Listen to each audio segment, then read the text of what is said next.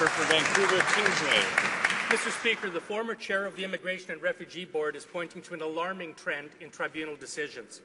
90% of appointees were made by the Conservatives, and now we have the lowest rate of refugee approvals in Canadian history. Refugee cases should be based on merit and need. But, Mr. Speaker, the former chair is accusing the minister of injecting partisan politics into the judicial process. Why is this government tainting a system that should be independent and fair? The Honourable Minister of Citizenship and Immigration. To the contrary, Mr. Speaker, this government put in place the most rigorous pre-selection and screening process for appointees to the IRB by far in the history of our asylum system. In fact, Mr. Speaker, only 10% of the people who apply for membership of the IRB make it through the pre-screening process, which is independent and arm's length.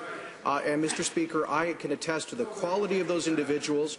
We've done I have been responsible in recommending over 140 appointments or reappointments. And, Mr. Speaker, all of these individuals have made it through this rigorous, independent pre-screening process. Bravo. The member for Vancouver Kingsway. Mr. Speaker, maybe the minister should stop recommending, because more than half of current IRB members have either failed the qualifying exam or been screened out for incompetency. This is a former chair of the IRB who's speaking out, Mr. Speaker. He said the IRB is, quote, not fully independent, and the minister's improper criticism of refugee claimants is, quote, unprecedented. And their rulings are causing division in the federal court. Mr. Speaker, when will the minister start doing his job, put competence ahead of politics, and ensure that we have a fair IRB process? The Honourable Minister of Citizenship and Immigration.